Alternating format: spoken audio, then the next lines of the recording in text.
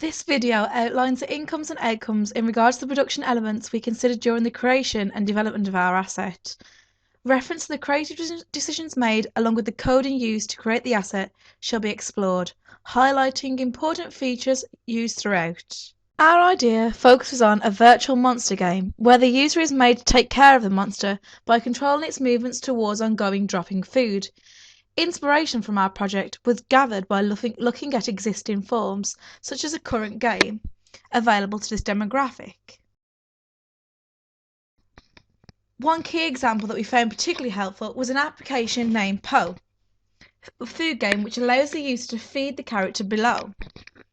As you can see, the cursor is moved to place the monster along the track. As you can see, by comparing the two assets, our production has been heavily influenced by the existing media. These are shown by the following features. The asset also comes with a starting animation, which outlines the directions and also requirements of the game, allowing the audience to understand the purpose and aim of the project. The monster. The monster character is shown more of a cartoon figure, which would appeal to the younger audience thanks to his cute facial expressions. We also chose to use the option of drop-down food, which the monster would catch. Unlike that of the existing game, we chose to use a range of food, which in the nearby future could be used to score extra points. Unlike that of the existing game, we wanted to challenge our skills for the asset. This was represented by the use of changing visuals, which would be done through the use of a light sensor of the game. This is done by recognising the amount of light available. The game also uses score points bar, which allows you to collect points by collecting the chosen food. For example, if you collect the apple, you get 1 point, but if you collect the egg, you get deducted 2 points.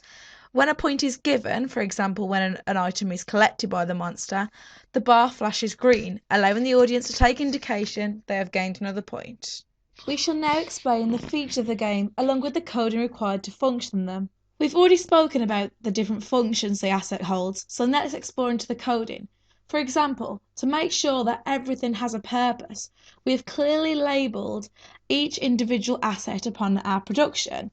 By clearly labelling the asset, it is clear to understand the purpose it holds and also where it can be expected to be found. We first decided on what media platform we wanted to use for our asset, along with the use of add-ons that we would require.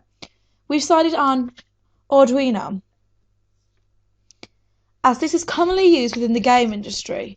We chose to use a function of 4 add-ons, which all serve different purposes. Throughout our asset, we have decided to use 3 buttons as well as a light sensor. Here is an example of the 2 buttons that we have used. They are clearly labelled, clearly calling the 1 and 2, so that both the coding as well as us as producers are able to understand their function and are easily recognised within the document. The light sensor has been used upon the background visual.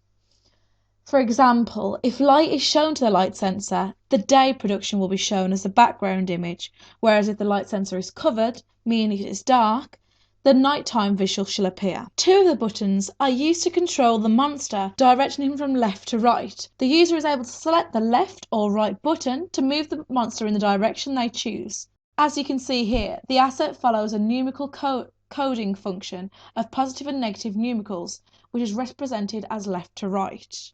The assets can be triggered at any point during the game, especially in relation to that of the background visual and also the movement of the monster. This has been achieved by labelling our coding with the corresponding names, which allow both the audience, if they request, and the function to understand their purpose and request of each feature. For example, by clearly naming the assets, we're able to understand and recognise by the coding function. We shall now demonstrate the game, also showing a matching correspondence of the game being played on screen and also off screen. Here, you can see the model using the button to begin the game, shortly followed by an animation. The game is then begun. Here, the model is changing the current state of background through the use of the interchanging light.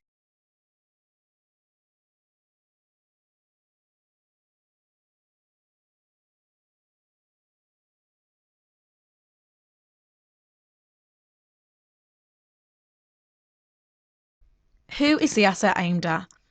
We believe our target audience will be 7 to 12 years. as it could be used as an educational platform. Thanks to its bright colours and gives it a hyper sort of exciting feel, we believe that these conventions allow the audience to communicate with who they target at. We believe it's exciting as well as educational, and the simplistic themes and controls allow the audience to understand the requirements of the game. Conclusion. In regards to future recommendations, we'd like to make the game into an educational resource. This will be done by awarding the audience with points depending on what food they decided to catch. For example, an apple being worth 2 points and a hamburger being worth 1.